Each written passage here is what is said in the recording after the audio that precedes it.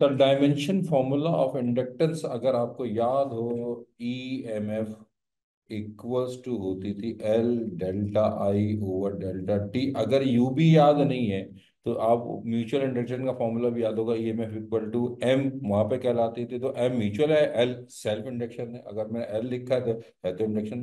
तो इंडक्टेंस की यूनिट आपको याद होगा हेनरी होती है, लेकिन यहाँ कह रहा डायमेंशन। तो देखो ईएमएफ ये है वोल्ट पोटेंशियल, ठीक है ना, ये है पोटेंशियल, ये हमें पता करना है, ऐसे लिख देते हैं। करंट ओवर टाइम, तो करंट ओवर टाइम क्या होता है अगर आप याद करो, बल्कि इसको भी मैं अभी फिलहाल ऐसे ही लिख देता हूँ, ठीक है। ये करंट की यूनिट, अभी करंट को आई कह देते हैं और इसको टी कह देते हैं, डेल्टा बटा। अच्छा, अब पोटेंशियल का फॉर्मूला क्या होता था, वर्क डन।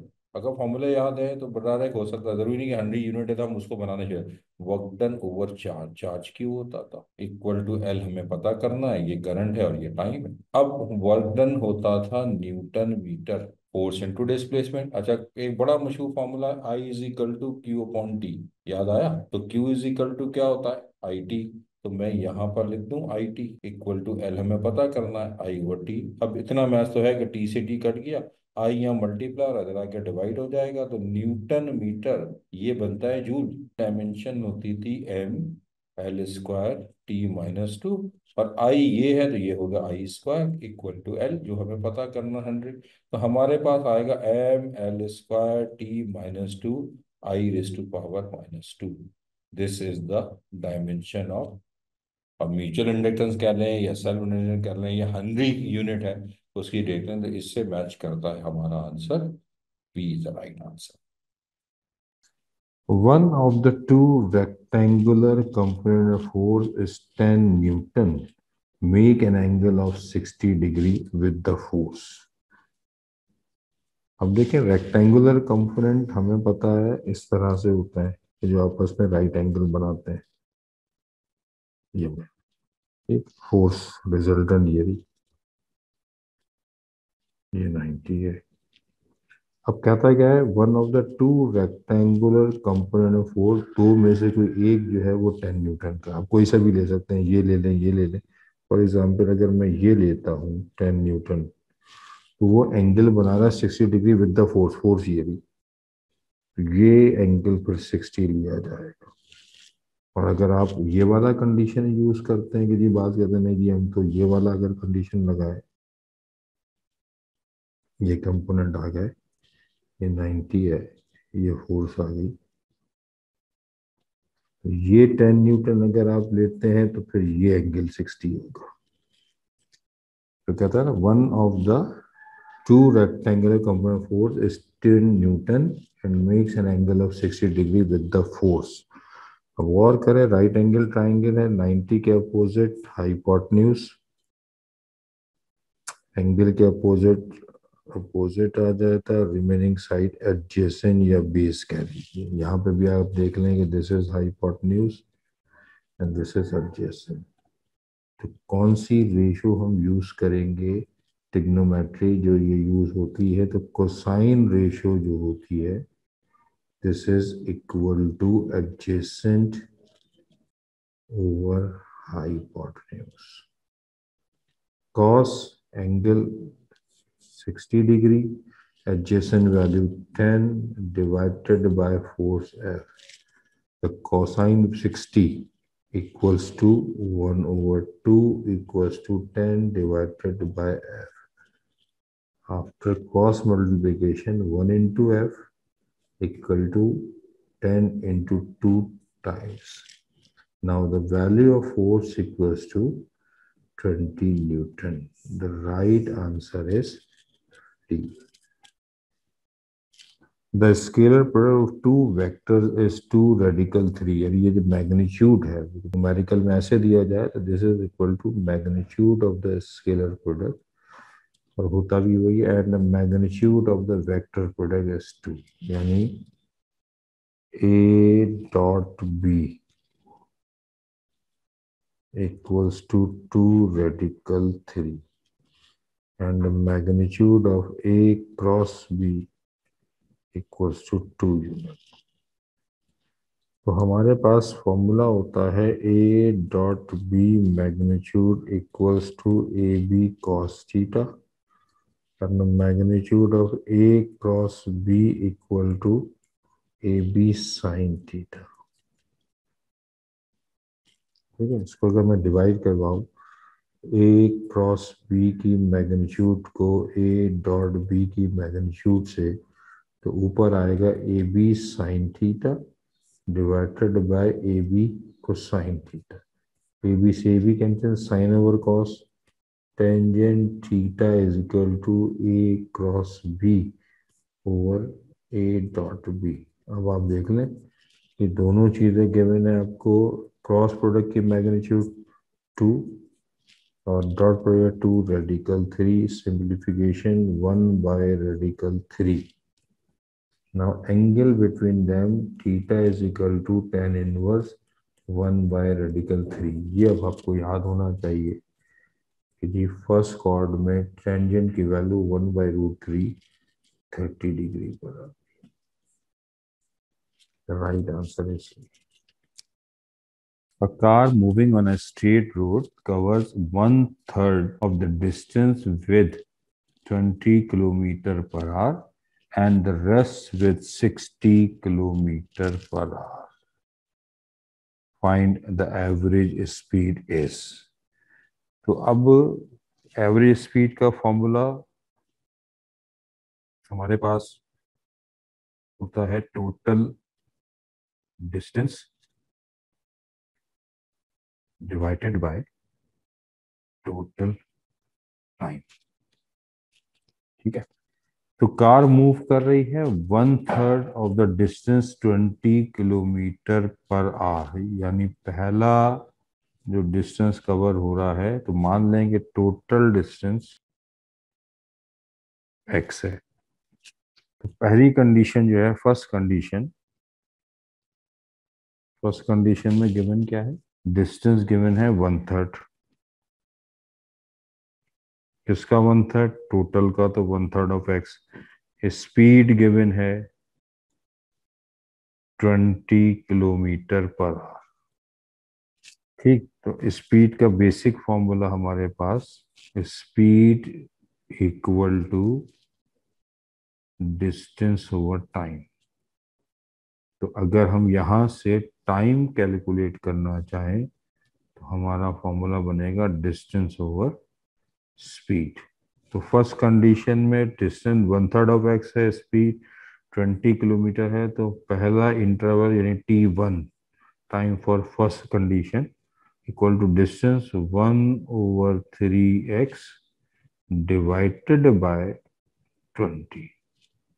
इसको अगर आप सिंप्लीफाई करें तो टोटल हमारे पास जो t1 का जो टाइम आ जाएगा वो 1/x/3/20 यानी x/60। क्योंकि किलोमीटर पर आवर है तो पर आवर में आ जाएगा। सेकंड कंडीशन हमारे पास थी, second condition distance remaining, rest distance है, टोटल डिस्टेंस x है, तो रिमेनिंग डिस्टेंस होगा x minus 1/3 of x and this is equal to LCM लेने के बाद 2/3 of x and speed equal to 60 kilometre per hour. तो हमारे पास जो सेकंड कंडीशन का जो टाइम जिसे t2 कह लें, तो this is 2/3x distance divided by speed 60, तो t2 is equal to 2x by 3 into 60। Simplify कर लें, कैंसिल आउट हो जाएगा, तो x/90। तो total time, first time x/60 plus second time x/90। LCM अगर हम लेते हैं तो आंसर एलसीएम आ जाता है 180। 60 टाइम 3 इक्वल टू 180, तो this is 3x plus 2x and this is equal to 5x over 180। 5 on the 5, 5 3 the 5 2 the 30, this is equal to x over 36। Now we find the total average speed, the total distance over total time, तो total distance हमारे पास x, ठीक, and total time x over 36, simplify करें तो x into 36 over x, so this is answer is 36 kilometer per hour. Right answer is D.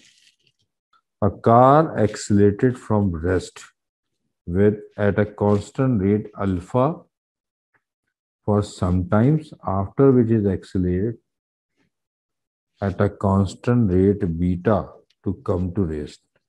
The total time lapse to t second, find the total distance. यानी इसमें दो condition है, एक body है मान लें वो रेस्ट से स्टार्ट हो रही है, मूव करती जाती है, तो पहले सेशन में उसमें एक्सिलरेशन जो है वो अल्फा है, फिर आफ्टर सर्टेन टाइम उसमें डी एक्सिलरेशन प्रोड्यूस हो रहा है, माइनस बीटा कह लें, और फिर वो बॉडी जाके रेस्ट हो जाती है, यानी रेस्ट टू रेस्ट कहानी है।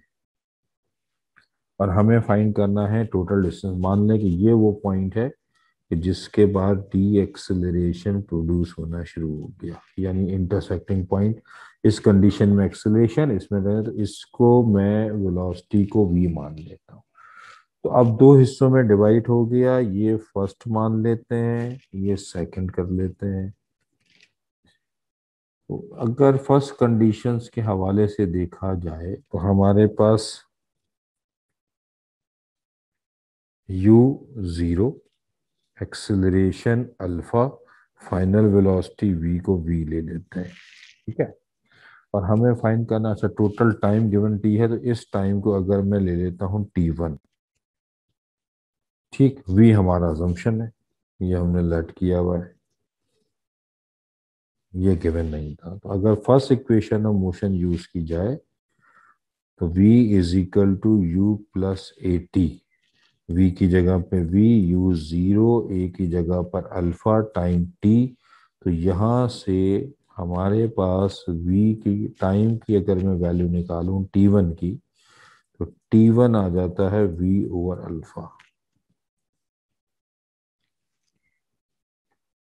इसी तरीके से सेकंड कंडीशन की अगर बात की जाए तो इसमें इनिशियल वेलोसिटी v, क्योंकि रिटार्डेशन प्रोड्यूस हो रहा है, फाइनल वेलोसिटी 0 हो जाएगी, याद रखिए ये हमने अजम्पशन है। टाइम t2 ले लेते हैं, डी एक्सिलरेशन माइनस बीटा। तो यहाँ फर्स्ट कंडीशन अगर यूज की जाए तो v की जगह पर 0, यहाँ पर v माइनस बीटा, टाइम की जगह पे t2, ये चला जाएगा यहाँ पॉजिटिव, तो t2 की वैल्यू आ जाएगी v divided by beta. t1 t2 क्या है, तो first interval time, second interval, तो टोटल टाइम जो गिवन था वो t था, तो t1 plus t2 equal to t1 v over alpha, t2 v over beta. t assumption था, t v कॉमन ले लें v, तो v over alpha plus 1 over beta equal to t, v equal to LCM ले लें alpha beta, तो यहाँ beta plus alpha equal to t, solve कर लें तो v की वैल्यू आ गई alpha beta over alpha B plus beta into time. ये हमारे पास विल की वैल्यू आ गई। अगर वेलोसिटी पूछी जाए तो ये, अब हमने ये करना है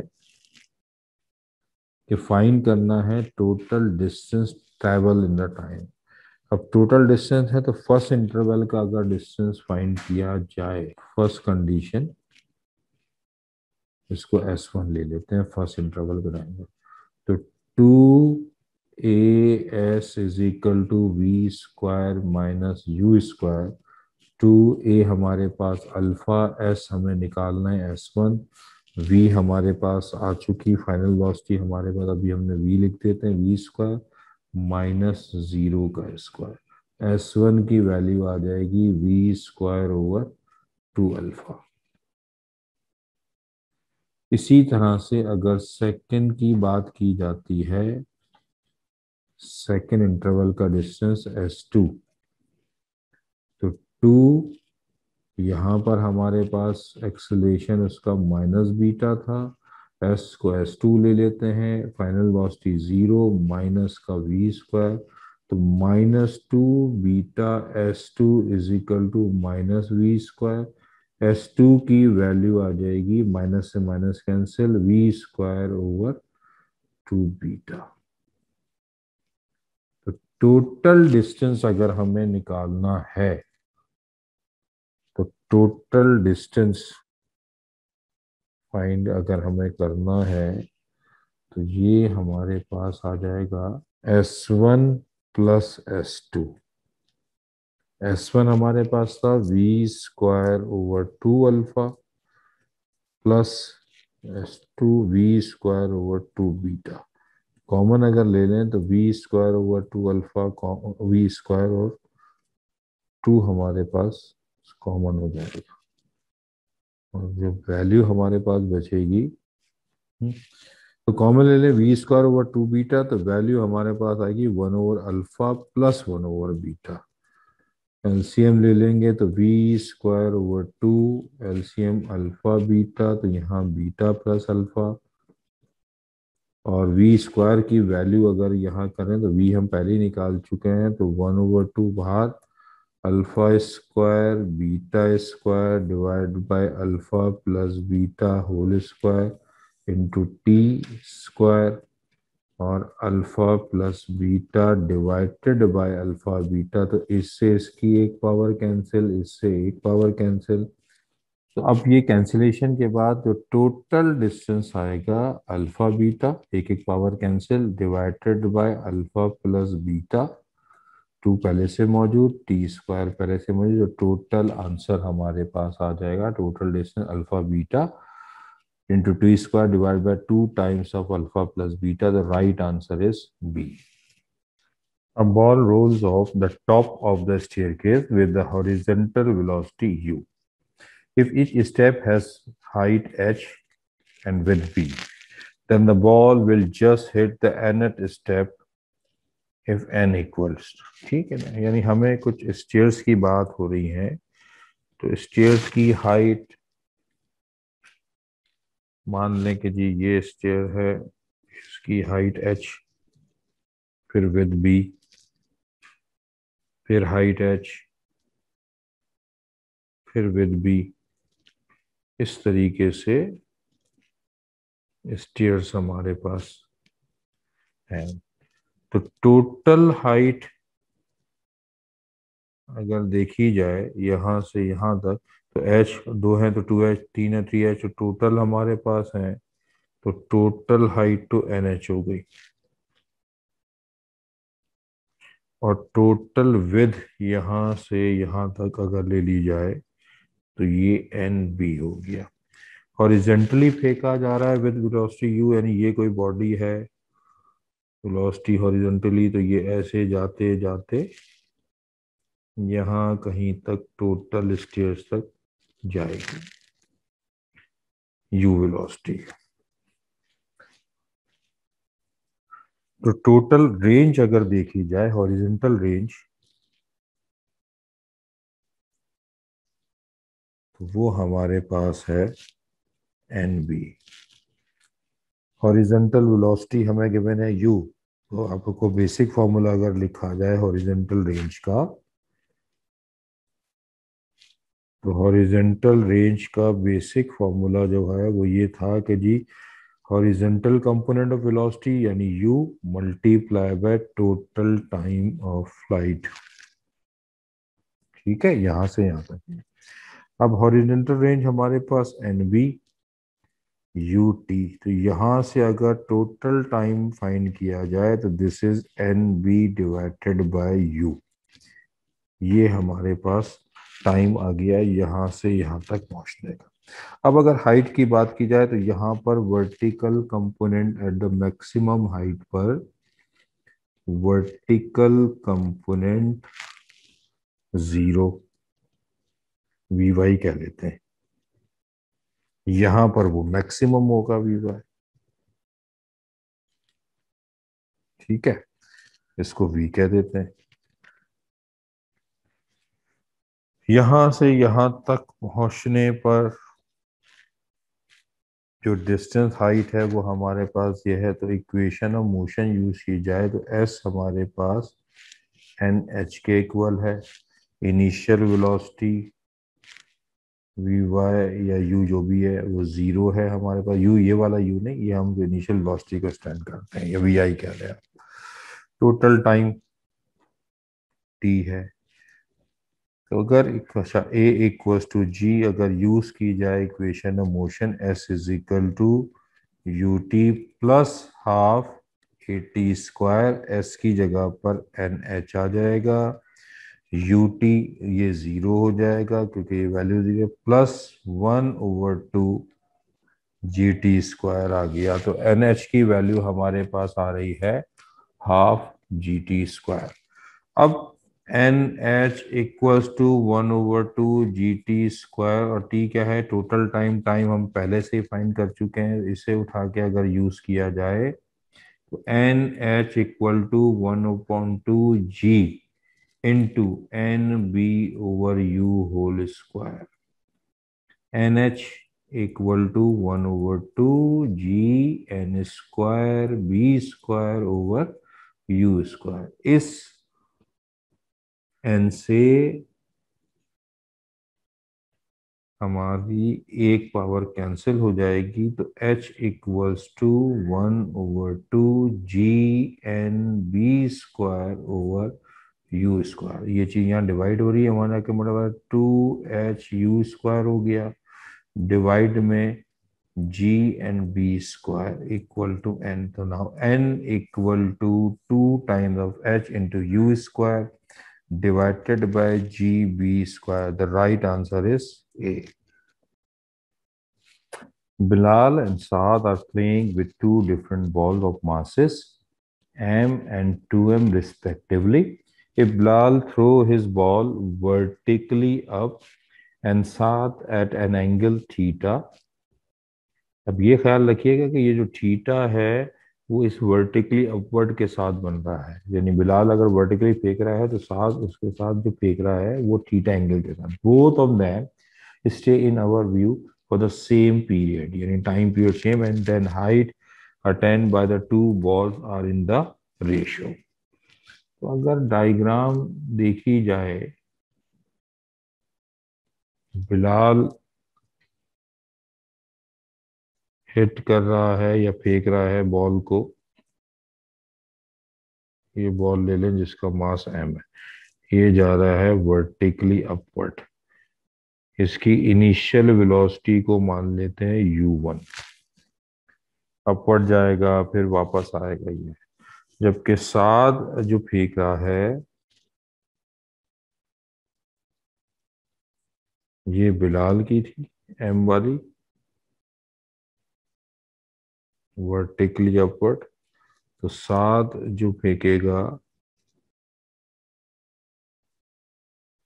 2m, ये वर्टिकली अपवर्ड, ये डायरेक्शन होगी थीटा। इस वेलोसिटी को ले लेते हैं u2। तो जो हॉरिजेंटल के साथ एंगल होगा वो होगा 90 माइनस थीटा। तो ये दो कंडीशन हमारे पास गिवन है कि बिलाल वर्टिकली अपवर्ड फेंक रहा है, साथ जो दूसरी बॉडी को फेंक रहा है वो उसके साथ एंगल थीटा बना रही है। तो हॉरिजेंटल के साथ 90 माइनस थीटा, ये हमने अज्यूम कर लिया कि इसको u1 और इसकी वेलोसिटी को u2। अब कैलकुलेशन अगर देखी जाए,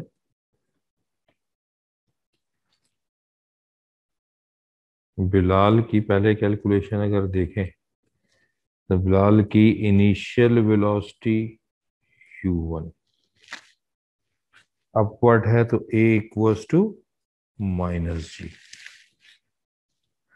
मैक्सिमम हाइट पर वेलोसिटी जीरो और फिर वापस को रिटर्न होगा, तो पहले तो मैक्सिमम हाइट अगर मैं जीरो ले लूँ तो टाइम फॉर मैक्सिमम हाइट अगर निकाला जाए first equation motion v is equal to u plus A T से, तो v हमारे पास जीरो, u हमारे पास u1, and minus G T. तो यहाँ से टी की वैल्यू कैलकुलेट करें, माइनस से प्लस हो जाएगा, ये डिवाइड हो जाएगा, तो U one divide by G. तो टोटल जो टाइम आ जाएगा टी वन कह लेते हैं इसको, this is equals to 2 times of U one, जितना जाने में उतना, divided by G. This is the time period for बिलाल पार्टिकल्स का। इसी तरीके से अगर मैक्सिमम हाइट का देखा जाए कि जी जो हाइट उसकी बिलाल की, तो सेकंड इक्वेशन ऑफ मोशन अगर यूज की जाए, 2 टाइम्स माइनस जी, हाइट को h1 कह देता हूँ, इक्वल टू 0 का स्क्वायर माइनस u1 स्क्वायर। तो -2gh1 equals to -u1 square. तो h1 की वैल्यू आ जाएगी u1 square divided by 2g, यानी हाइट ऑफ पहले वाली बॉडी की, इसकी हाइट हमने कैलकुलेट कर। अब सात की अगर कैलकुलेशन देखी जाए, तो इसकी हमने वेलोसिटी को माना हुआ है u2। प्रोजेक्टाइल मोशन में a की वैल्यू माइनस जी होती है, और टाइम अगर हम देखा जाए, टोटल टाइम ऑफ फ्लाइट जो होता है वो t is equal to 2v sine theta divided by G. तो सात का अगर टाइम पीरियड निकाला जाए, 2t is equal to 2v को हमने u2 लिया हुआ है, साइन एंगल हमारे पास है 90 माइनस थीटा, क्योंकि एंगल प्रोजेक्टाइल मोशन में हॉरिजॉन्टल एक्सिस के साथ लिया, divided by G. Sine 90 minus theta, this is equal to cos theta. तो t2 is equal to 2u2 cosine theta divided by G. ये T2 की वैल्यू आ गई। इसी तरीके से हाइट ऑफ प्रोजेक्टाइल मोशन अगर की जाए, तो उसका फॉर्मूला हमारे पास होता था v² sine square theta divided by 2g। तो इस हाइट को h2 अगर मैं मान लूं, तो ये वैल्यू हो जाएगी u2 का square sine square 90 minus theta divided by 2g। तो height equal to u2 square वैसे ही रहा, साइन 90 माइनस थीटा, तो कोसाइन थीटा स्क्वायर अपनी जगह वैसे ही रहेगा, divided by 2g, the height of the सात ऑब्जेक्ट। रेशियो फाइंड करनी है कि क्या रेशियो होगा, लेकिन पहले देखें रिलेशन निकालना u1, और उसके लिए हमें टाइम का सेम होना, जरूर कहा था कि ये दोनों के टाइम पीरियड सेम है। तो मान लेते हैं कि जी हमने दिया हुआ था टाइम पीरियड ऑफ सात, सॉरी बिलाल, equals to time period of सात।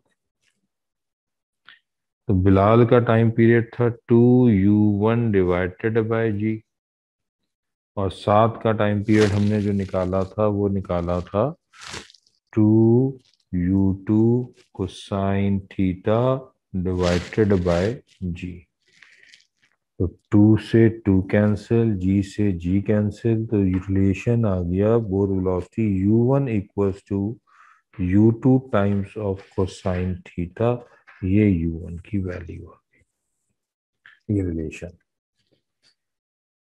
तो अब अगर हाइट की रेशियो को सॉल्व किया जाए, h1 divided by h2, h1 हमारे पास क्या था, u1 square divided by 2g, और सेकंड वाला जो हमने निकाला हुआ था वो था u2 square cosine square theta divided by 2g। तो 2g से 2g cancel, this is equal to u1 square over u2 square cos square theta, और आप इसको यूं भी लिख सकते हैं कि u1 over u2 cos theta का होल स्क्वायर। और इस कंडीशन को अगर आप देखें तो आपने ये कहा था u1 equal to u2 cosine theta, लिहाजा h1 over h2 equal to u1 u2 cosine theta equals to u1 whole square. Simplify करेंगे तो this is equal to 1 of square equal to 1। Now the height 1 equal to height 2, यानी दोनों bodies same height पर move करेंगी। तो ratio जो बनेगी h1 ratio h2 वो आ जाएगी 1:1। लिहाजा आंसर हमारे पास जो आएगा वो होगा option B. A uniform plank is pivoted at its midpoint. Two weight of the adding to the plank, one weight on each side of the pivot, the position shows। यानी ये देखें आपको दिया, एक ये दी गई 8 न्यूटन की फोर्स डाउनवर्ड, दूसरी 12 न्यूटन की। एक तो होता है जी ये जब मूवमेंट होगा तो फॉर्मूला होता है force into perpendicular distance. Clockwise torque हम नेगेटिव लेते हैं, एंटी क्लॉकवाइज पॉजिटिव। एक तरीका और भी आसान सा कि भाई ये राइट साइड है लेफ्ट साइड है, हम दोनों को इक्वल होते हैं। तो अब देखें इधर वाली फोर्स पे अगर मैं बात करूं तो ये फोर्स मेरे पास है 8 मल्टीप्लाई बाय 2 क्रॉस होगी इक्वल। अब अगर मैं लेफ्ट साइड पे बात करूं तो एक फोर्स तो ये रही 12 टाइम्स 2 प्लस दूसरी एक लेफ्ट फोर्स ये रही, इसकी डायरेक्शन हमें नहीं पता कि अपवर्ड है डाउनवर्ड है, इसलिए इसको फिलहाल अननोन एक्स। लेकिन इसका डिस्टेंस डिस्टेंस याद रखिएगा हमेशा पाइवट से लेना है, यानी ये डिस्टेंस इसका 2 था इसका 2 था, तो यहाँ से यहाँ तक का डिस्टेंस 2 + 2 4। तो 4x + 24 equal to 16। 4x equal to 16 + 24 माना कि -24। 4x equals to -8। Now x is equal to -8/4, this is equal to -2। अब फोर्स है तो वैल्यू तो 2 न्यूटन हो गई। नेगेटिव साइन शोज ये कर रही है कि अगर ये डाउनवर्ड यही डाउनवर्ड है तो ये जो फोर्स होगी ये अपवर्ड डायरेक्शन में मूव करेगी। लिहाजा right answer is B. A uniform beam is pivoted at its center.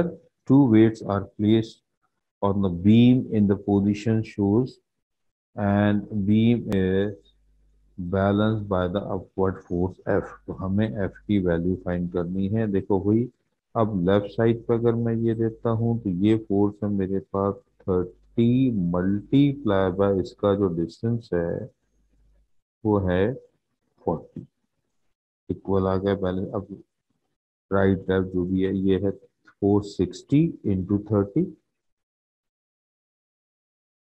Plus इसी डायरेक्शन में ये आ गई।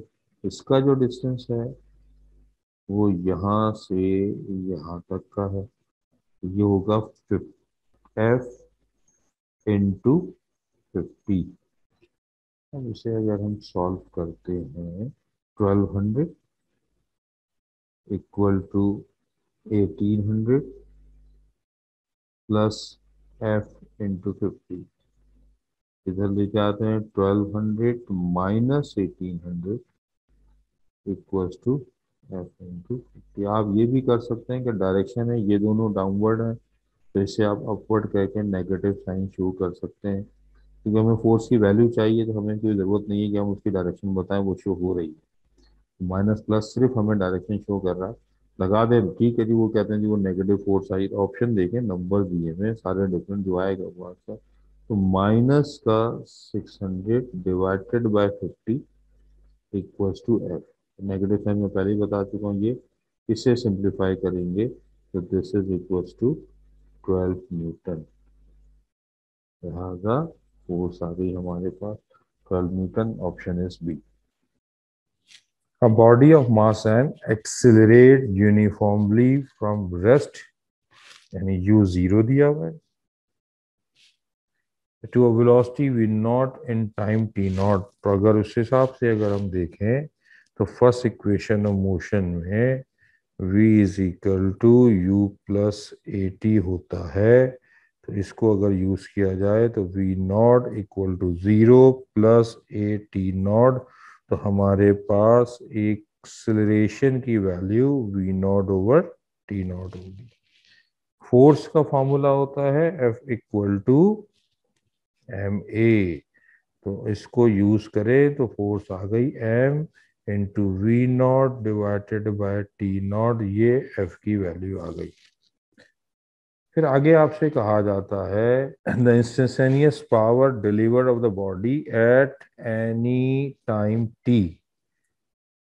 तो अब पावर का जो फॉर्मूला है वो होता है फोर्स इनटू वेलोसिटी। फोर्स तो पता है, हमें वेलोसिटी निकालनी है, तो देखें यूनिफॉर्म एक्सेलरेशन है तो u जीरो हो गया, ए हमारे पास है V nought over T nought, final velocity v ले लें, टाइम हमें दिया हुआ है t, तो again use the first equation of motion, v equal to 0 plus a की जगह पर v nought over T nought into T. तो वेलोसिटी की वैल्यू आ गई v nought divide by T nought into T. अब इन दोनों वैल्यूज को अगर मैं यहाँ पर यूज करूँ तो मेरे पास जो पावर आएगी, फोर्स की वैल्यू ये रही M V nought over T nought, velocity V nought over T nought into T. Solve करते हैं तो M V nought square over T nought square into T. The right answer is D. Imagine a light planet revolve around a very massive star in a circular orbit of radius r with period capital T. If the gravitational force of attraction between the planet and the star is proportional to r raised to power -5/2, यानी gravitational force जो है वो proportional हो गई R raise to power -5/2। Negative power है तो हम इसको ऐसे भी लिख सकते हैं 1 divided by R raise to power 5/2। और ये है बिटवीन है टू बॉडीज के दरमियान, एक स्टार और एक प्लैनेट। तो कंडीशन हमारे पास आ जाएगी, हम यूं भी लिख सकते हैं F G, G gravitational constant, small M mass of planet and M एक mass of star divided by R raise to power 5/2, क्योंकि फिर ये कांस्टेंट होगा। अब क्योंकि वो प्लैनेट है रिवॉल्व कर रहा है अराउंड अ मैसिव स्टार, उसका रेडियस है, तो ऐसी सूरत में जो फोर्स है वो centripetal force M V square over capital R. इसे अगर मैं कन्वर्ट करूं रिलेशंस के तहत तो F C is equal to M R capital R omega square, ये ले लेते हैं। तो इस अगर मैं यहाँ पर इन्हें दोनों को कंपेयर कराऊं, M R omega square equal to capital G small M capital M equal to divide by R raise to power 5/2। M से एम क्या हो गया कैंसिल, आर यहाँ मल्टीप्लाई हो रहा है, उधर जाके डिवाइड हो जाएगा, तो R raise to power 5/2 times R basis same power at capital G capital M. अगर मैं इनको सॉल्व करता हूँ 5/2 + 1 LCM 2, तो 5 + 2 दिस इज 7/2 आ गया। ओमेगा इक्वल होता है हमारे पास 2π/T, तो ओमेगा की वैल्यू 2π/कैपिटल T, तो omega square equals to 4π/T²। इसे यहाँ अगर रखा जाए तो 4π² over T square equal to capital G capital M over R raised to power 7/2. Reciprocal कर लें तो T square over 4 square equal to R raise to power 7/2 over G M. तो T square equal to 4 square over capital G capital M into R raise to power 7/2। तो ये कहा जा सकता है कि टी स्क्वायर जो है वो डायरेक्टली प्रोपोर्शनल है R raise to power 7/2।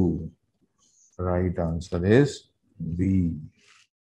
Two men with weights in the ratio 5:3 run up a staircase in times the ratio 11:9, the ratio of the power of the first to that of second। यानी हमने power की ratio निकालनी है। Power क्या होता है? Rate of work done per unit time. तो अगर वो स्ट्रेस कर रहे हैं तो ऐसे तो मैं वर्क डन पोटेंशियल एनर्जी के equal, this is mgh over time t। तो ये हम फॉर्मूला यूज करेंगे पावर के लिए। मासेस की रेशियो है, अगर पहला बॉडी की बात करें तो this is equals to P1 m1 gh divided by T1 and P2 is equal to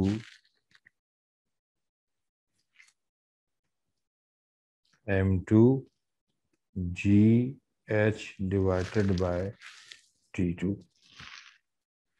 staircases है, इसका मतलब है हाइट सेम ही होगी। तो अगर रेशो निकाली जाए, रेशो आ जाएगी P1 divided by P2 equals to m1gh over T1 divided by m2gh over T2। तो P1 divided by P2 m1gh over T1 multiply by T2 over m2gh। gh से gh cancel out, तो P1 over P2 is equal to m1 over m2 multiply by T2 over T1। Condition अगर देखी जाए तो m1 over m2 ये हमारे पास है 5/3 और T1 और T2 जो था ये हमारे पास है 11/9। तो इसको अगर मैं रेसिप्रोकल करूं तो T2 ओवर T1, तो दिस इज 9/11। तो इन चीज को अगर मैं यहाँ पर यूज करूं तो मेरे पास P1 divided by P2 equal to 5 divided by 3 multiply by 9/11। 3 3 are 9, 3 3 are 9, 3 1 are 3। तो P1 over P2 is equal to 15/11। The right answer is A। The ratio of the intensities of two waves 1:9, the ratio of their amplitude will be। तो अगर waves को 1 और 2 number दे दिया जाए तो intensity जो दी गई है वो हमें दी गई है रेशियो की शक्ल में 1:9 और हमें उन वेव्स के एम्पलीट्यूड ए से कर लेते हैं, A1:A2 फाइंड करना है।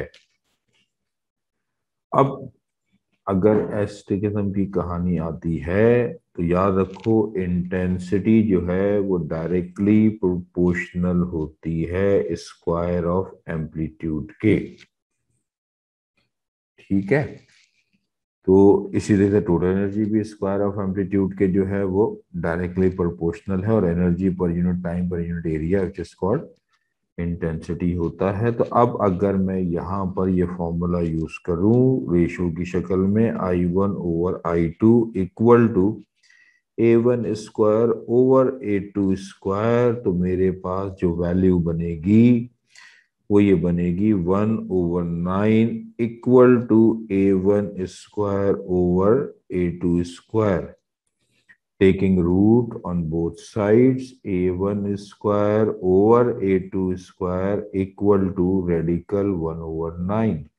The ratio of A1 over A2, this is equal to 1/3, यानी रेशियो आ गई 1:3. The right answer जो हमारा बनता है वो बनेगा B.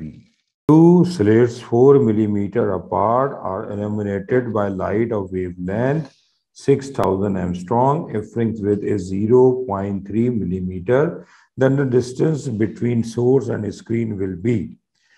तो देखो 2 स्लिट्स हैं, उनके दरमियान जो डिस्टेंस है वो कितना है, 4 मिलीमीटर. तो इसका मतलब ये हो गया 4 इंटू 10⁻³ -3 मीटर. वेवलेंथ 6000 एंगस्ट्रॉम है, तो 6000 multiply by 10⁻⁻10 metre. If the fringe width यानी delta X, this is equal to 0.3 millimetre, यानी 0.3 इंटू 10⁻³ मीटर. तो हमसे कह रहा है L is the distance between source and screen, ये फाइंड करना है. तो फ्रिंज विड्थ का फॉर्मूला अगर देखें तो हमारे पास होता है delta X is equal to lambda L over D. और अगर मैं यहां से इसको अकेला करूं तो delta X multiply by D divided by lambda equal to L. L is the distance between source and screen. Delta X हमारे पास है 0.3 इंटू 10⁻³ मल्टीप्लाई बाय डी हमारे पास है 4 इंटू 10⁻³ डिवाइडेड बाय वेवलेंथ है हमारे पास 6000 मल्टीप्लाई बाय 10⁻⁻10. अब अगर इसे कैलकुलेट कर लिया जाए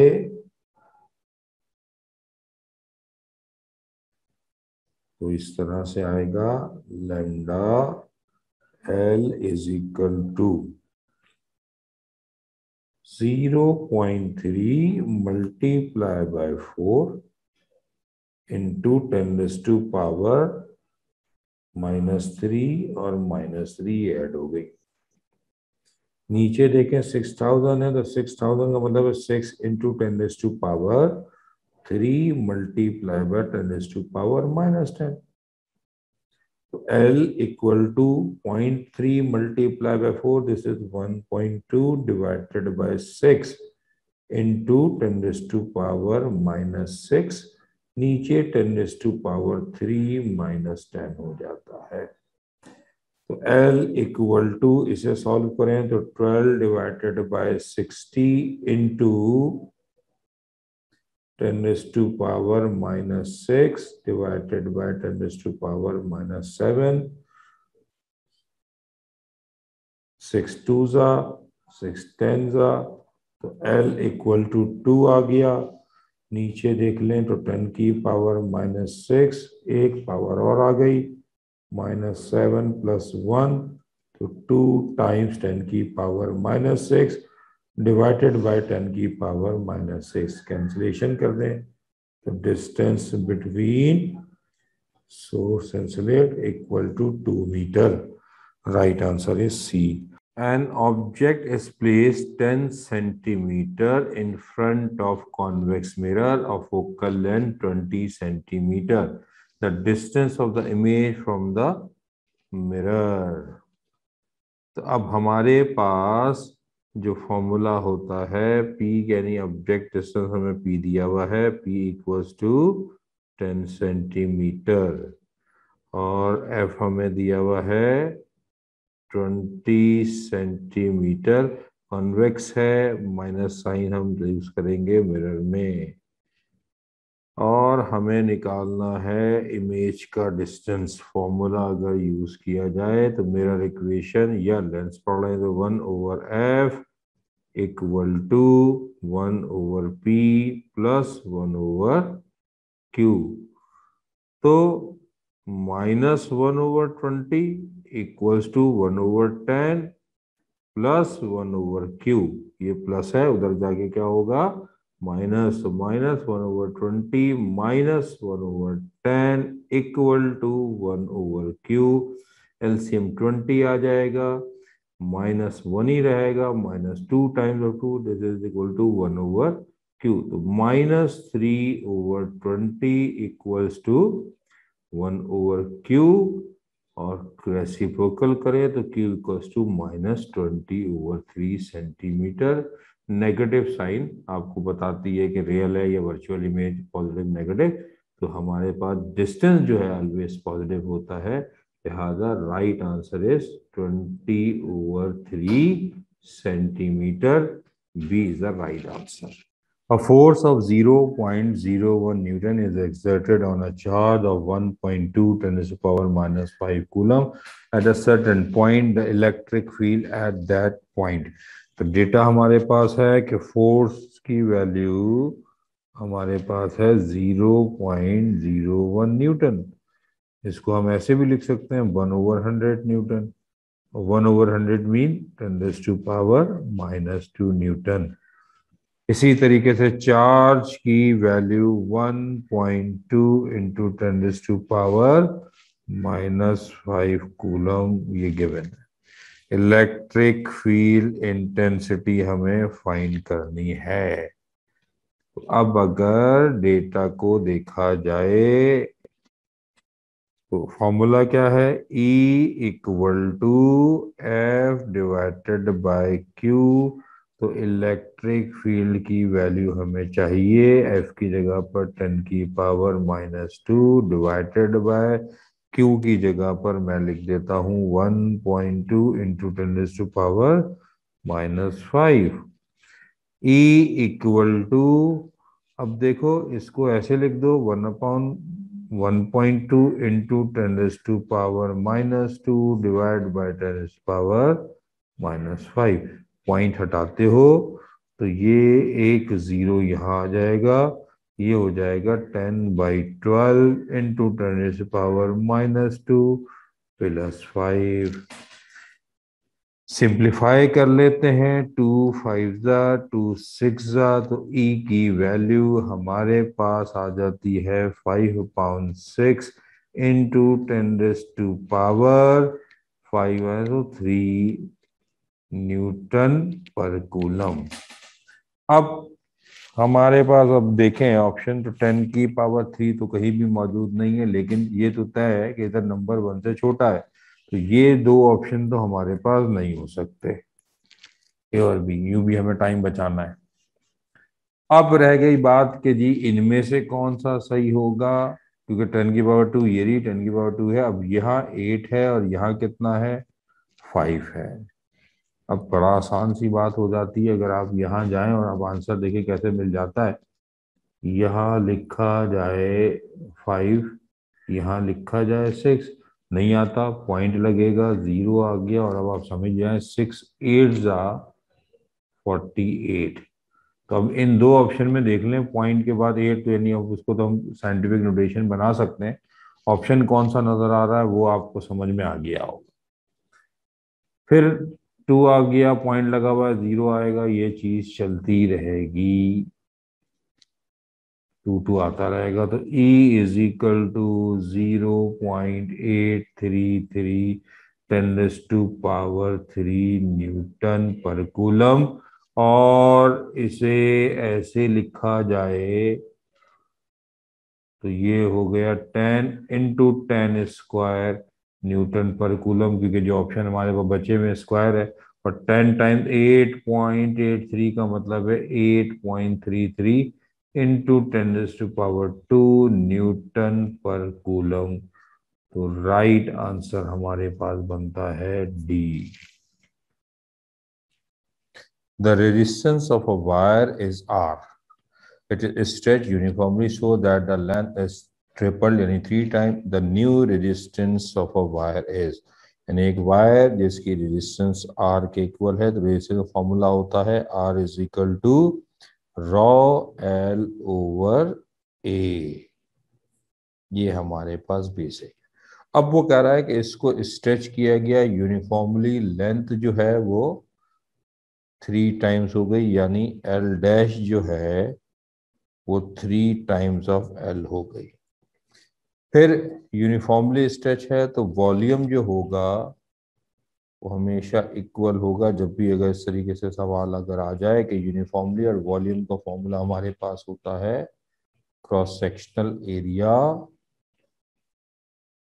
into length equal to A dash L dash. तो अब अगर मैं ए डैश की वैल्यू निकालूं तो यहां से आ जाएगी A L divided by L dash. तो A L divide by L dash 3 L के इक्वल है। सिंप्लीफिकेशन के बाद ए अपॉन 3 यानी एल से एल कैंसिल होने के बाद ए अपॉन 3 आ गया। तो ए डैश हमारे पास ए ओवर 3।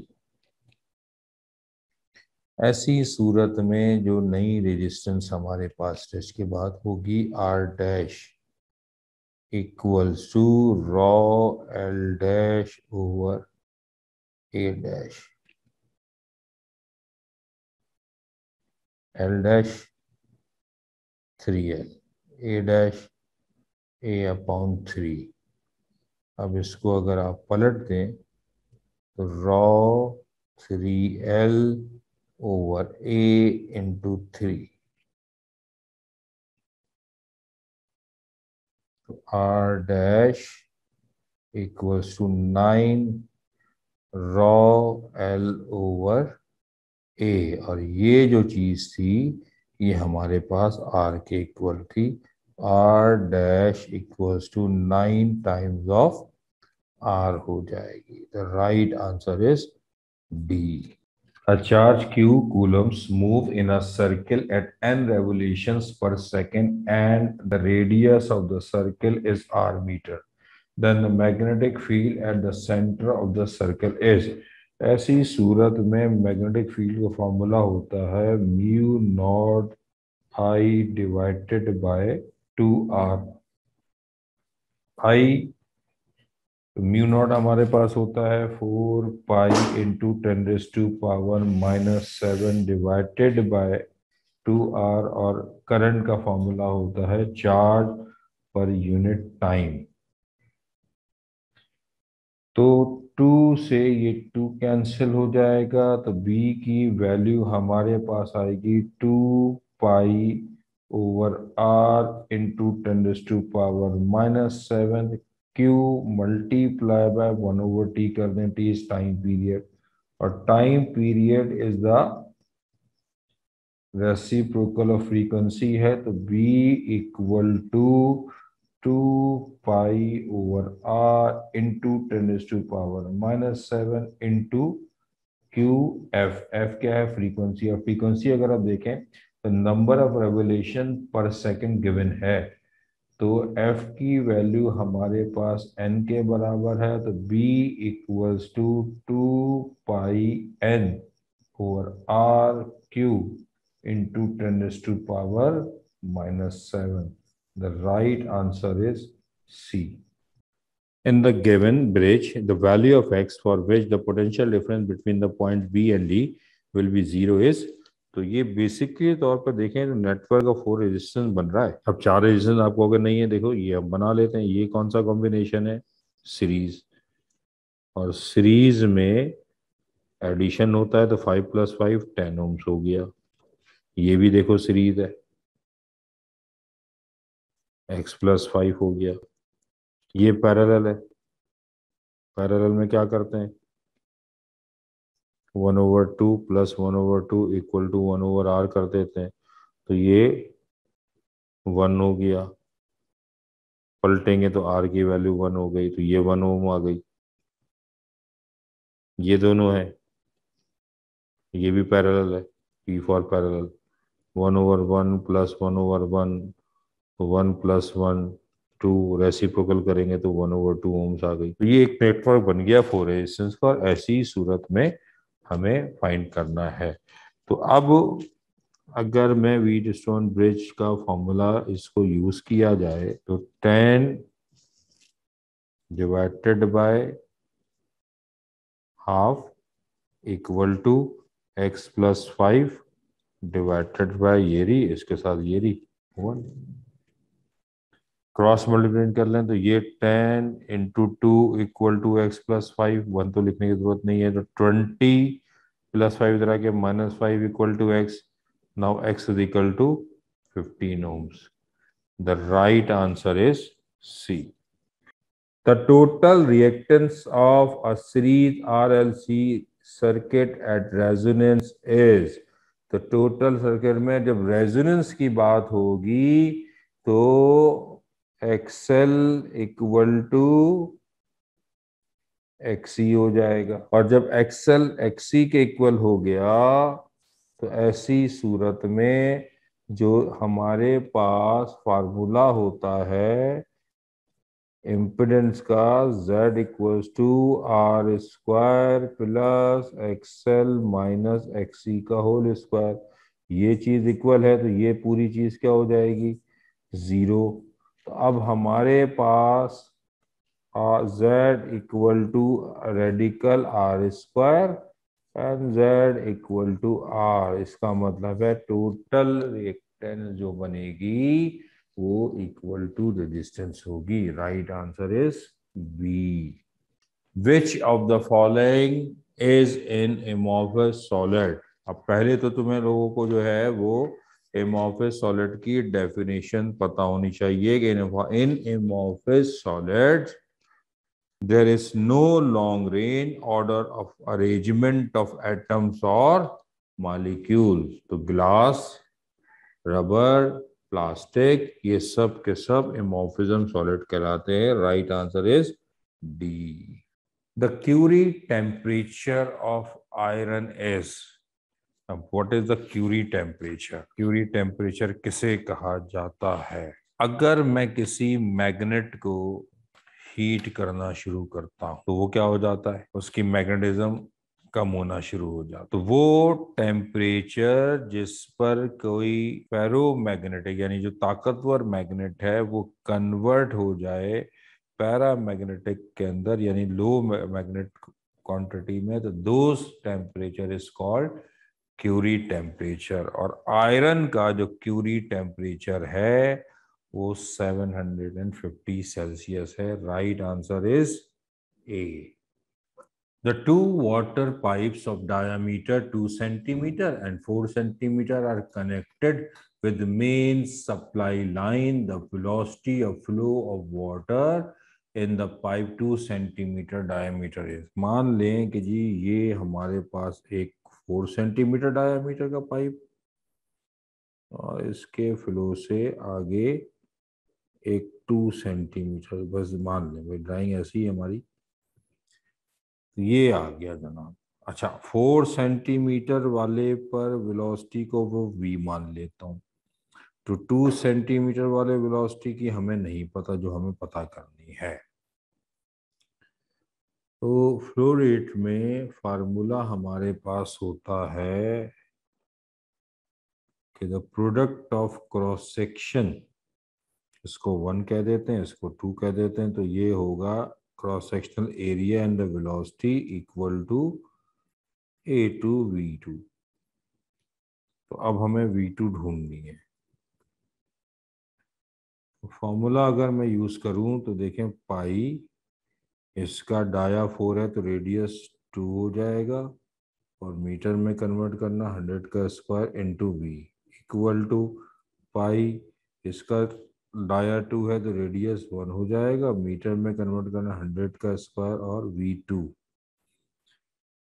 तो pi into 4 divided by 100 into 100 multiply by V, pi 1 का स्क्वायर 1/100 इंटू 100 V2 हो गया। सिंप्लीफिकेशन अगर करना चाहें तो जी 100 और 100 पाई से पाई कैंसिल हो गया। अब जो कंडीशन हमारे सामने रिमेनिंग रहती है वो है जी 4 times of v equal to v2। इसका मतलब ये है कि इस वाली कंडीशन पर जो वेलोसिटी है वो इसके मुकाबले में कितने टाइम्स हो जाएगी, 4 times. The right answer is A. The angular speed of electron in the nth Bohr orbit of the hydrogen atom is proportional to, यानी angular speed omega. Angular speed का मतलब है ओमेगा के बारे में। अब हमारे पास आपको याद है कि जो रिलेशन होता है लीनियर और एंगुलर स्पीड का वो होता है v equal to R omega, ठीक है। और यहाँ से अगर ओमेगा की वैल्यू फाइंड की जाए तो omega equal to v divided by R. R क्या है, रेडियस, v क्या है, लीनियर वेलोसिटी, ठीक है। अब यहाँ पर अगर बात की जाए तो वेलोसिटी जो है वो इन्वर्सली प्रोपोर्शनल होती है, लीनियर वेलोसिटी इन्वर्सली प्रोपोर्शनल है 1/n, यानी ऑर्बिट नंबर के इन्वर्सली प्रोपोर्शनल। और रेडियस जो होता है वो डायरेक्टली प्रोपोर्शनल होता है n स्क्वायर के, ठीक है। क्योंकि अब अगर मैं बात करूं वहां से तो एनर्जी आपके पास फॉर्मूला था 1/n स्क्वायर, और kinetic energy half M V square होती है, रूट लेते इसलिए वो 1/n हो गई। और रेडियस जो है वो तो 0.53 n स्क्वायर था। अब इन दोनों रेशो को अगर मैं यहाँ पर यूज करूं तो वेलोसिटी की कहानी बनेगी, यानी एंगुलर स्पीड की फॉर्मूले बनेगी कि ये होगा 1/n और इसके डिवाइड में n स्क्वायर और आ गया, इसके नीचे कुछ नहीं है तो 1 है।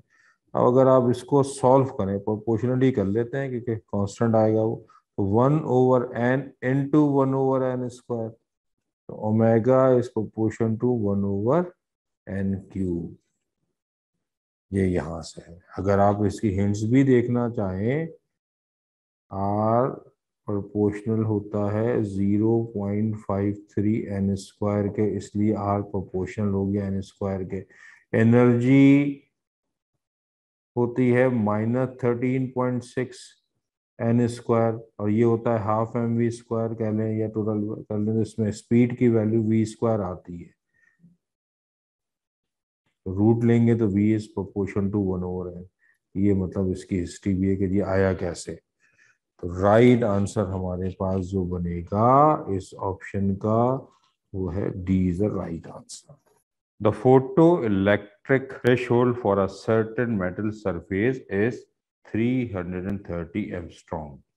And what is the maximum kinetic energy of a photoelectron release if any by radiation of wavelength 1100 angstrom? तो सबसे पहले तो देखो कि हमें वेवलेंथ गिवन किया गया है, एक थ्रेशोल्ड का ये वाला और दूसरा वैसे, और हमें ये बताना है कि इलेक्ट्रॉन रिलीज जो हो रहे हैं तो उसमें क्या मैक्सिमम।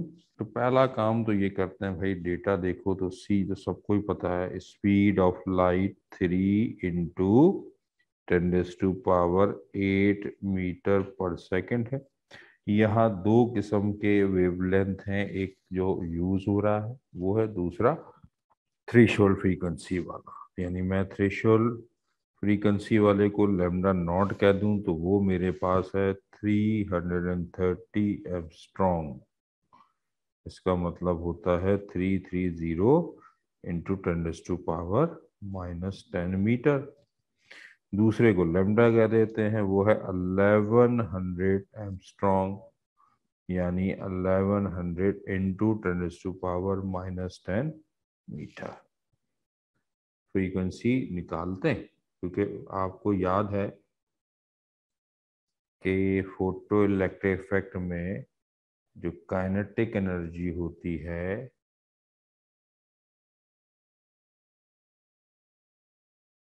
के E maximum equal to H bracket F minus F nought, ठीक है ना। तो सबसे पहले तो जरा थ्रेशोल्ड फ्रीक्वेंसी निकालते हैं। अब वेव्स इक्वेशन लगेगी, C is equal to F nought lambda nought. तो यहाँ से एफ नॉट यानी थ्रेशोल्ड फ्रीक्वेंसी आ जाएगी C divided by lambda nought. C कितना है 3 इंटू 10⁻⁸ डिवाइडेड बाय 330 10⁻⁻10। अब इसको अगर मैं सॉल्व करूं तो वैल्यू कुछ यूं आ जाती है, 3 से तो ये कैंसिल आउट हो गया,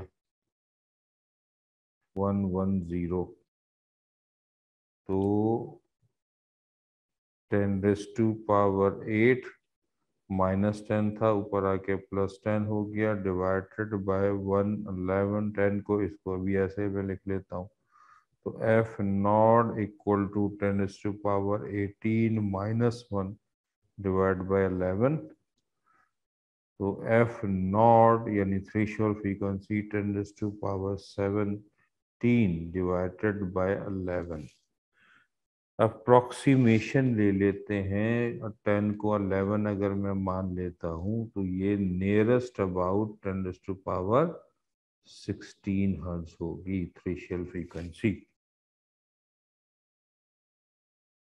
अगर मैं दूसरी वैल्यू की बात करूं, C is equal to F lambda, lambda is equal to F equal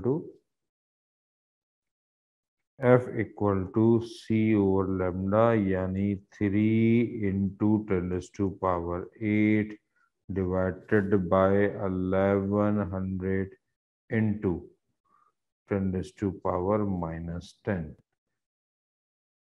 तो 3 इंटू 10⁻8 प्लस का 10 हो गया, नीचे 11 इंटू 100।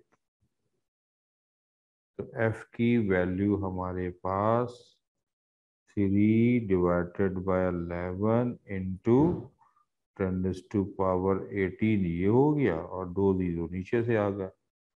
इसको भी अगर मैं 10 मान लेता हूँ इस चीज को, तो f equal to 0.3 into 10⁻16 hertz. अब आप खुद देख लें कि इन दोनों में यहाँ पर इसके साथ अगर कुछ नहीं है तो 1 है,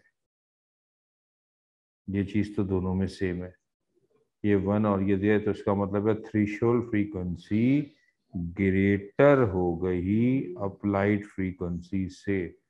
तो इसका मतलब ये हुआ कि इलेक्ट्रॉन की इमिटेशन नहीं होगी, no electron emitted from that surface. Right answer is D. An isolated neutron decay to produce a proton, a beta particle, and an anti-neutrino. Which law give the core composition of the neutron and the proton and the type of force that gives rise to this reaction? तो एक बात तो याद रखें कि हो या neutron हो, इसमें स्ट्रॉन्ग न्यूक्लियर फोर्स जो होती है वो पाई जाती है, क्योंकि इनका जो ताल्लुक होता है वो किससे होता है, हेड्रॉन से। और हेड्रॉन जो है वो पार्टिकल्स हैं जिनमें स्ट्रॉन्ग न्यूक्लियर फोर्स जो है वो पाई जाती है, यानी ये होती है। तो इसका मतलब तो अगर मैं देखूं तो बी ऑप्शन और टी ऑप्शन जो है वो तो कैंसिल हो गया, क्योंकि दोनों में वीक इंट्रैक्शन था फोर्सेस का। अब आंसर या तो हमारे पास ए होगा या फिर हमारे पास क्या होगा, सी होगा। अब हेड्रॉन खुद एक फंडामेंटल पार्टिकल कॉर्क पर, यहाँ कॉर्क का जिक्र भी हुआ है, कॉर्क पर डिपेंड करता है, ठीक है। और कॉर्क पर खुद 6 जो है उसकी वो है अपना कंडीशन है 6 कॉर्क की, जिसमें अगर फर्स्ट जनरेशन को देखा जाए तो उसमें 2 होते हैं, अप होता है यानी यू, और डाउन होता है D। अप पर जो चार्ज है वो +2/3 E के बराबर है, और डाउन पर जो चार्ज है होता है 1 - 1/3 E के बराबर। अब न्यूट्रॉन वो है जिस पर कोई चार्ज नहीं होता, तो अब हमारा दो ऑप्शन बनते हैं न्यूट्रॉन पे, down down up, down up up. जबकि न्यूट्रॉन पर चार्ज जो होता है वो 0 होता है। अब आपको ये याद होना बहुत जरूरी है, वरना फिर जो है ये मुश्किल में आ जाओगे आप। तो अब अगर मैं यहाँ पर देखूं तो डाउन डाउन और अप, तो दो डाउन है और एक अप है, यानी डी सिंबल के साथ लिखूं तो डी और अप। तो अब ऐड करें तो -1/3E, -1/3E और +2/3E। इसे सॉल्व करें तो 0 आता है। तो इसका मतलब ये न्यूट्रॉन है। अच्छा, सी वाला ऑप्शन अगर चेक करते हैं, सी वाली वैल्यू को देखें तो डाउन एक है -1/3E, अप है 2/3, फिर अप है 2/3। अब इसे अगर आप सॉल्व करें तो 2 + 2 4, 4 माना ये 3/3, तो ये 1 बनेगा, जबकि न्यूट्रॉन पर कोई चार्ज। तो ये ऑप्शन तो हमारा इस वजह से कैंसिल, तो सी भी गया। तो आंसर तो हमें पता चल गया कि राइट आंसर ये है। बहरहाल प्रोटॉन पर 1 चार्ज होता है जो कि इलेक्ट्रॉन के बराबर पॉजिटिव चार्ज होता है, तो चेक करना चाहें तो चेक कर लें। 1 डाउन 2 अप, तो ये वो मैं यहाँ पे देखें सॉल्व कर चुका हूँ। एक डाउन है और 2 अप है, और वो ये पॉजिटिव ही आ रहा है। तो right answer A. The coefficient of linear expansion of iron is 0.000011 per Kelvin. An iron rod is 10 meter long at 27 Celsius. The length of the rod will be decreased by 1.1 millimeter when the temperature of the rod changes. तो पहले तो हमें change in temperature find करते हैं। Data जो अगर देखा जाए तो इनिशियल जो टेम्परेचर है TI कह देते हैं, वो गिवन है 27 सेल्सियस। कन्वर्ट कर दें केल्विन में तो this is equal to 273,300 kelvin. Coefficient of linear expansion alpha given है 0.000011 केल्विन इनवर्स। इसको अगर मैं साइंटिफिक नोटेशन में लिखूं तो देखो पॉइंट मूव करेगा राइट साइड पर, और यहां से यहां तक 1.1 × 10⁻⁻⁵ kelvin inverse. Initial length of the rod equals to 10 metre, और चेंज इन लेंथ डिक्रीज हो रही है, यानी -1.1 मिलीमीटर। इसका मतलब ये हो गया कि -1.1 × 10⁻³ मीटर। फॉर्मूला अगर आप देखो लीनियर एक्सपेंशन का, तो change in length is equal to initial length, coefficient of linear expansion and difference of temperature. Basic formula अगर हम देखें तो ये है। तो पहला काम ये करते हैं, कब चेंज इन लेंथ फाइंड करते हैं।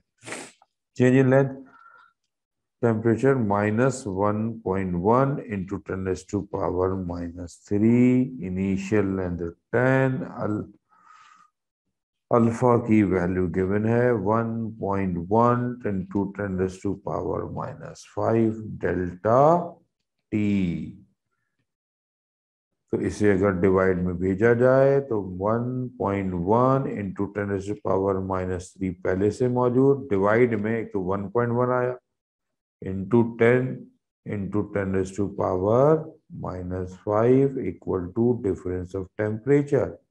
तो difference of temperature equal to, देखिए 1.1 से 1.1 कैंसिल हो गया, माइनस ये सब ऊपर जाएंगे तो 10⁻³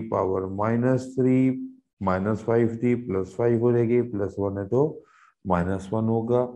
तो इनको अगर आप सॉल्व करें तो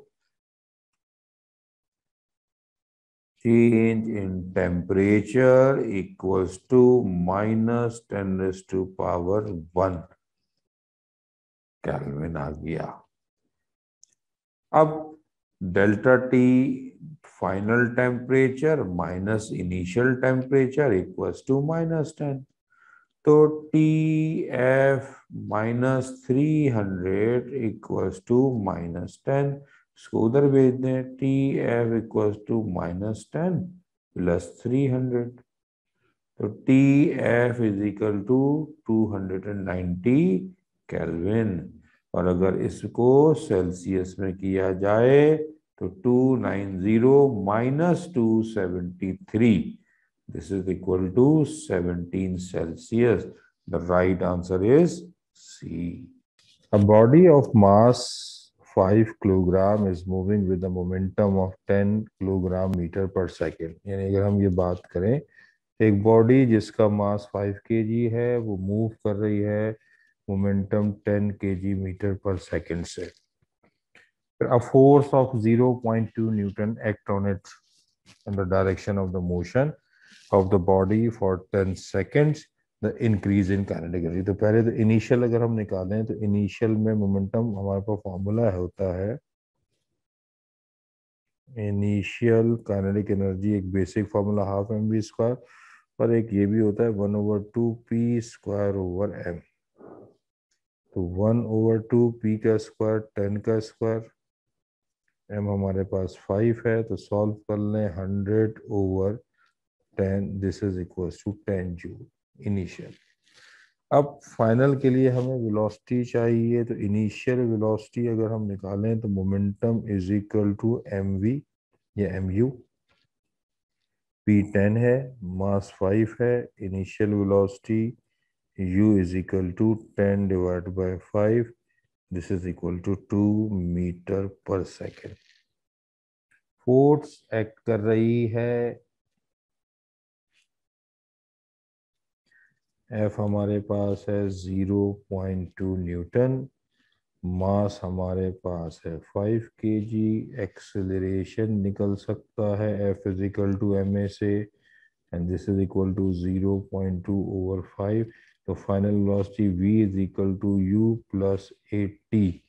v u हमारे पास 2 + a हमारे पास 0.2/5, टाइम 10 सेकेंड, सिंप्लीफाई करें 2 + 0.4, दिस इज इक्वल टू 2.4 या 24/10 या 12/5 मीटर पर second.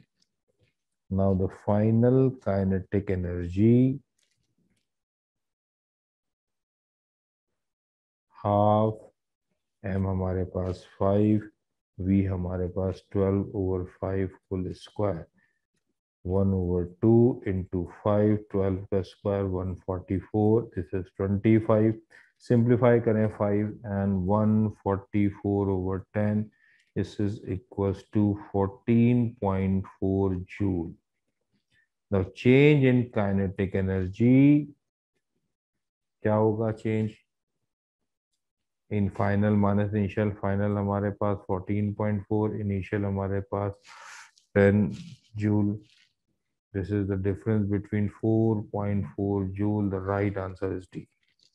Velocity of the light, according to which theory, is greater in denser medium than in the radial medium. तो corpuscle theory of light ये बात बताती है, यानी पार्टिकल थ्योरी ये बात हमें बताती है कि जो स्पीड ऑफ लाइट जो है वो ग्रेटर है denser medium as well as to rarer medium. Right answer is A. A proton and an alpha particle moving with the same kinetic energy enter a uniform magnetic field. Normally, the radii of their circular path will be in the ratio. तो पहले तो देखो, normally का मतलब है 90 degree. ऐसी सूरत में हमारे पास जो मैग्नेटिक फोर्स होगी वो होगी QVB, और सर्कुलर जब 90 डिग्री होगा तो सर्कुलर मोशन होगी तो mv²/r। कंपेयर करा दें तो mv²/r इक्वल टू QVB।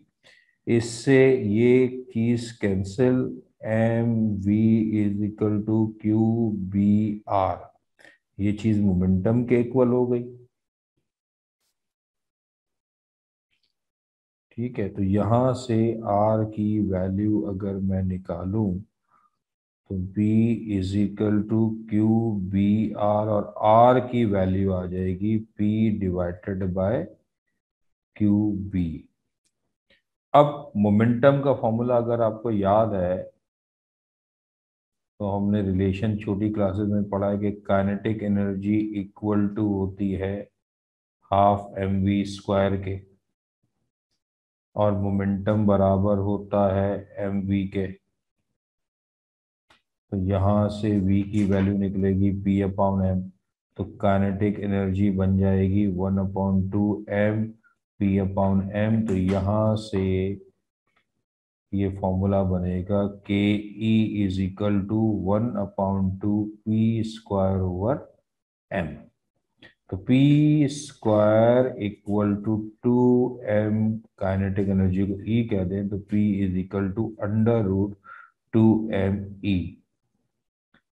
तो कंडीशन के हिसाब से अब अगर मैं रेडियस की बात करूं तो मेरे पास इस चीज को अगर मैं यहाँ यूज करूं तो r का फार्मूला आ गया, r is equal to √2me divided by Q B. Field uniform है, बी की वैल्यू सेम है। अब रेशो हमें निकालनी है रेडियस प्रोटॉन की, और या तो मैं लिखूंगा R P divided by R alpha. तो आर पी का फॉर्मूला होगा radical two mass of proton, energy same है ई लिखें, divided by charge of proton into magnetic field B divided bye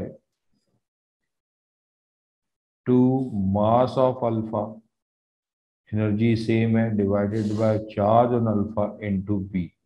solve करेंगे तो R P over R alpha equal to √2m/p divided by Q P into B multiply bye Q alpha B divided by √2m alpha B E. तो E से E cancel, 2 से 2 cancel, B से B cancel. तो अब जो हमारे पास value आएगी ratio की वो कुछ ये बन जाएगी, R P divided by R alpha equal to √ mass of proton divided by mass of alpha multiply by charge on alpha divided by charge of proton. अब ये आपको भी पता होगा कि अल्फा का जो मास है वो 4 टाइम्स होता है मास ऑफ प्रोटॉन के, और अल्फा पर जो चार्ज है वो 2 टाइम्स होता है प्रोटॉन के चार्ज के। तो अब इन वैल्यूज को यहाँ पर यूज किया जाए तो R P divided by R alpha equal to √ mass of proton divide by 4 times of mass of proton multiply by 2 times of QP divided by QP। तो QP से QP कैंसिल, MP से MP cancel, तो जो remaining value हमारे पास होगी R P over R alpha √1/4 into 2। Solve करेंगे 1/2 into 2, this is equal to 1। The ratio is 1:1। Right answer is A.